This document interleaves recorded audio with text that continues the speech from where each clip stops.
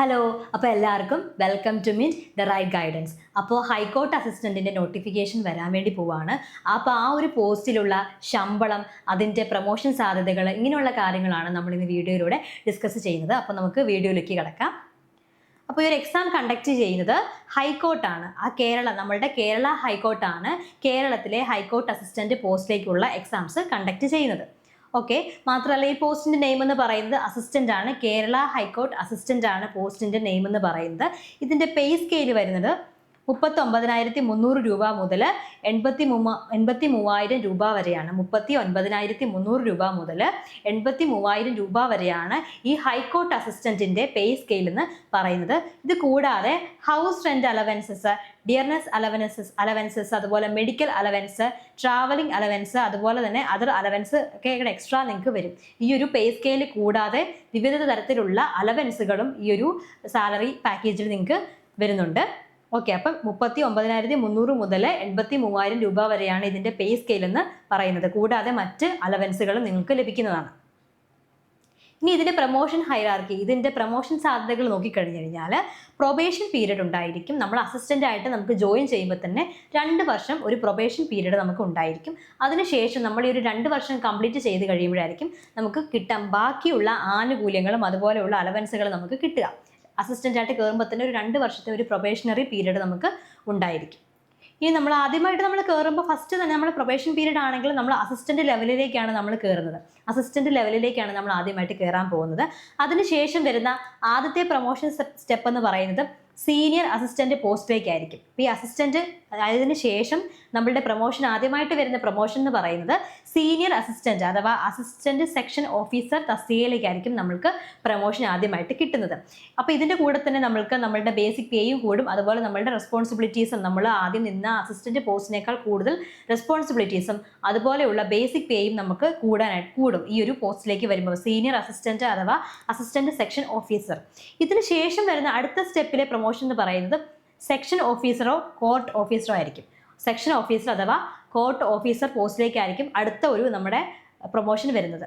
Okay, ഈ ഒരു post വരുമ്പോൾ തന്നെ നമുക്ക് ഏകദേശം 51,400 മുതൽ 1,10,300 രൂപ വരെയൊക്കെ നമുക്ക് നമ്മുടെ സാലറി കൂടും. ഓക്കെ, ഈ ഒരു പോസ്റ്റിലേക്ക് വരുമ്പോഴത്തേക്കും ഇതായിരിക്കും ഇതിൻ്റെ പേ ബാൻഡ് എന്ന് പറയുന്നത്. 51,400 മുതൽ 1,10,300 രൂപ വരെയാണ് ഇതിൻ്റെ പേ ബാൻഡ്, സെക്ഷൻ ഓഫീസർ അഥവാ കോർട്ട് ഓഫീസറിൻ്റെ പേ ബാൻഡ് എന്ന് പറയുന്നത്. അതിനുശേഷം വരുന്ന പ്രൊമോഷൻ എന്ന് പറയുന്നത് അസിസ്റ്റന്റ് രജിസ്ട്രാർ ആണ്. അപ്പം ഇനി നമ്മൾ ഈ ഒരു സെക്ഷൻ ഓഫീസർ അല്ലെങ്കിൽ കോർട്ട് ഓഫീസറിൽ നിന്നും നമുക്ക് കിട്ടാൻ പോകുന്ന പ്രൊമോഷൻ എങ്ങോട്ടേക്കാണ്? അത് അസിസ്റ്റന്റ് രജിസ്ട്രാർ പോസ്റ്റിലേക്കാണ്. ഇതൊരു സീനിയർ അഡ്മിനിസ്ട്രേറ്റീവ് അല്ലെങ്കിൽ ജുഡീഷ്യൽ മാനേജ്മെന്റ് പൊസിഷനാണ്. ഈ അസിസ്റ്റന്റ് രജിസ്ട്രാർ എന്ന് പറയുന്നത് ഒരു സീനിയർ അഡ്മിനിസ്ട്രേറ്റീവ് അല്ലെങ്കിൽ ജുഡീഷ്യൽ മാനേജ്മെന്റ് പൊസിഷനാണ്. ഇതിന് ശേഷം പിന്നീട് ഫർദർ ആയിട്ടുള്ള അഡ്മിനിസ്ട്രേറ്റീവ് റോൾസിലേക്ക് നമുക്ക് പ്രൊമോഷൻസ് കിട്ടും. അതായത് നമ്മളുടെ അവിടുത്തെ സർവീസ് റൂൾസുകൾ, അതുപോലെ വേക്കൻസിയുടെ കാര്യങ്ങളൊക്കെ ഡിപ്പെൻഡ് ചെയ്തിട്ടാണ് പിന്നീടുള്ള നമ്മുടെ പ്രൊമോഷൻ സാധ്യതകൾ വരുന്നത്. അതിലേക്ക് നമുക്ക് ചിലപ്പം ഡെപ്യൂട്ടി രജിസ്ട്രാർ അല്ലെങ്കിൽ ജോയിൻറ്റ് രജിസ്ട്രാർ ഇങ്ങനെയുള്ള പോസ്റ്റിലേക്കൊക്കെ ആയിരിക്കും പിന്നീട് നമ്മുടെ അസിസ്റ്റന്റ് രജിസ്ട്രാർ ആയതിനു ശേഷം ഡെപ്യൂട്ടി രജിസ്ട്രാർ അല്ലെങ്കിൽ ജോയിൻറ്റ് രജിസ്ട്രാർ, അതിനുശേഷം രജിസ്ട്രാർ, ഈ പോസ്റ്റുകളിലേക്കൊക്കെ നമ്മൾക്ക് പ്രൊമോഷൻ സാധ്യതകളുണ്ട്. അത് ബേസ്ഡ് ഓൺ ദ റൂൾസും വെച്ചിട്ടൊക്കെ ആയിരിക്കും. അതുപോലെ വേക്കൻസീസും ഒക്കെ ബേസ് ചെയ്തിട്ടായിരിക്കും നമ്മൾ ബാക്കിയുള്ള അഡ്മിനിസ്ട്രേറ്റീവ് റോൾസ് നമുക്ക് പ്രൊമോഷൻസ് കിട്ടുക. എന്നിരുന്നാലും അസിസ്റ്റന്റ് രജിസ്ട്രാർ വരെയുള്ള നമുക്ക് പ്രൊമോഷൻസ് എന്തായാലും ഉറപ്പാണ്. ഓക്കെ, അപ്പം എങ്ങനെയാണ്? ആദ്യം അസിസ്റ്റന്റ് ലെവലിലേക്കാണ് നമ്മൾ കയറുന്നത്. അതിനുശേഷം നമ്മൾ സീനിയർ അസിസ്റ്റന്റ് അല്ലെങ്കിൽ അസിസ്റ്റന്റ് സെക്ഷൻ ഓഫീസർ പൊസിഷൻസിലേക്ക് വരുന്നു. അതിനുശേഷം വരുന്നത് സെക്ഷൻ ഓഫീസർ അഥവാ കോർട്ട് ഓഫീസർ ലെവലിലേക്ക് വരുന്നു. അതിനുശേഷം അസിസ്റ്റന്റ് രജിസ്ട്രാർ പോസ്റ്റിലേക്കാണ് വരുന്നത്.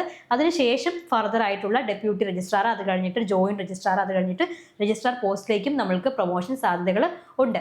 ഓക്കെ, അപ്പോൾ ഇത്രയും നല്ല ഒരു പൊസിഷൻസിലേക്ക് നമുക്ക് മാറാനായിട്ട് സാധിക്കുന്ന ഒരു എക്സാമാണ് ഈ ഹൈക്കോർട്ട് അസിസ്റ്റന്റിന്റെ എക്സാം എന്ന് പറയുന്നത്. അപ്പോൾ അതുകൊണ്ട് തന്നെ ഈ ഒരു എക്സാം നമുക്ക് പഠിച്ചിട്ടുണ്ടെങ്കിൽ നമുക്ക് ഏറ്റവും നല്ല നിലയിലേക്ക് നമുക്ക് എന്ത് ചെയ്യാൻ പറ്റും? വർഷങ്ങൾ കഴിയുമ്പം എത്താനായിട്ട് സാധിക്കും.